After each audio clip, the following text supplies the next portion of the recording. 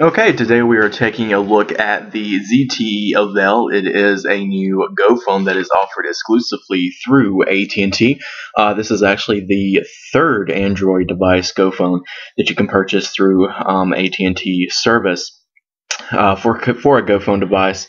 So let's go and take a look at the review right now and get into it. It does feature a 3.5 millimeter headset jack that you can see right there, which is pretty awesome because that means you can use a standard headset jack with that. You don't have to worry about an adapter or a smaller version. Does play music okay on the phone. I've had the phone for trying it out for about 3 to 4 days now. So we'll get into that a little bit later. Does feature a 5 megapixel camera that you have right there on the back. Does take pretty decent pictures, not the best. Some pictures did come out still a little grainy, a little fuzzy as well. So not the best camera that I would like to have seen on an Android device, but this is just a standard mid-range phone, so you're not going to get the best type of photography experience with it. Does have zoom, does have different lighting features. Also, you can change it to do auto, or you can also use sepia or black and white tones whenever you're taking pictures as well. Pretty basic camera, but for a price tag of $129.99 at select stores and on the AT&T website, you are really getting a pretty good deal with the camera because you don't find too many 5 megapixel cameras out there. Plus, the phone does ship with Android, the latest version of Android, which is Gingerbread.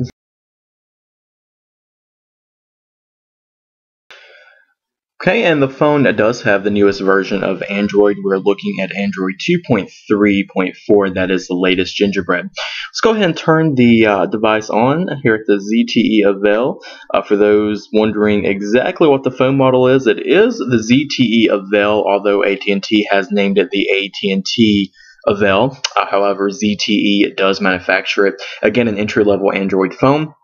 Does have Wi-Fi as well. All right, let's go ahead and slide the device open. As you can see, you can have different types of weather widgets here. This was actually downloaded from the Android market.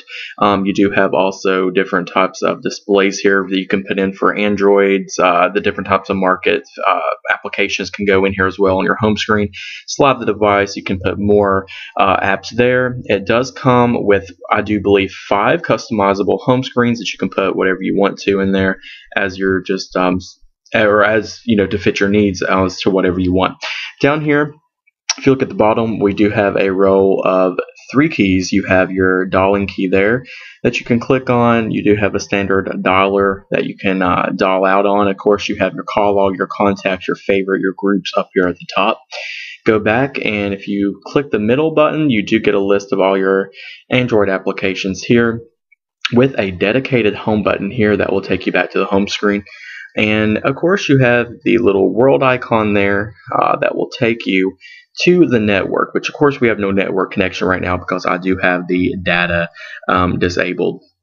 Let's go ahead and go back to the home screen here and take a look at the messaging feature, which seems to be what most of everyone is concerned about these days. How's the keyboard or whatnot? It is set on T9 right now, as you can see. However, I actually prefer this keyboard just because it's quicker to type on. I did find that the standard Android Gingerbread layout here, the stock version, is pretty hard to type on. That's just for me.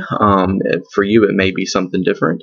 If you want to change the input method, all you have to do, of course, is go up to the phone, click Change Input Method, and then it gives you Android keyboard, or you can go to the T9. Take a look at the Android keyboard here. This is exactly the way that it looks like. Keys are not too spacious here.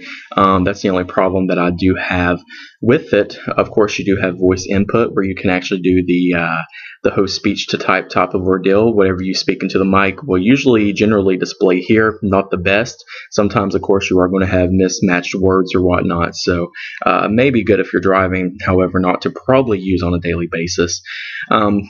You can download other keyboards from the Android market, so keep that in mind if this one isn't really what you're going for. Of course, whenever you go into turn the phone over, it will go into the portrait and landscape mode so that you can type accordingly there on the sides as well. Completely up to personal taste, of course, on exactly what you like. Alright, one other big thing I can definitely note with other touchscreen phones, you're going to get a lot of smudges on this phone. As you can see here, it will collect things such as, fuzz, dirt, smudges from your fingers or whatnot. The back, however, is pretty nice. It does have a soft textured feel to it, so that should help you whenever you're actually making calls or using the phone for texting or whatnot. And of course, down at the bottom, AT&T has branded the phone with the logo there. Take a look at some specs of it. It does work on GSM 850, 900, and 1800 and 1900 modes. That's basically for AT&T 3G speeds. You do have a weight of 4.48 ounces, which is 127 grams. It is pretty lightweight, even with the battery installed there on the back. Talk time is 5 hours a max, around 300 minutes, so to say. Standby supposedly 9.4 days at 225 hours max, and it does have a 1500 milliamp battery in it. Your display here that you're looking at right now, once we turn it on there, is actually going to be an LCD resolution of 320 by 480. 3.5 diagonal screen, and colors were about 18-bit on it. Again, it does come with Android 2.34 for Gingerbread. The processor is not the best on it. You're only looking at a 600 megahertz Qualcomm Snapdragon S1. Memory is not as good as well. You only get 512 internal storage, as well as 130 megabytes of internal storage, which is not that much. I noticed while downloading a lot of apps here, I ran into some problems with trying to having to remove some apps or whatnot to get certain apps to download because it was just clearly running out of memory. So you don't have the best there. So you may want to go ahead and get a card for it. You can get a card, and actually I think it's expandable up to 32 for a card. Call quality is pretty decent here on the phone, not bad at all. I was able to make calls very clearly. Everyone was able to hear me. I heard the user's end as well. So call quality was great. It's definitely a pretty good phone worth checking out for. For $129.99, you can get it. It does come with the booklets that you receive, as well as the phone and a CD to help you get started as well, which has the user manual on it. That's a look at the ZTE Avail from AT&T.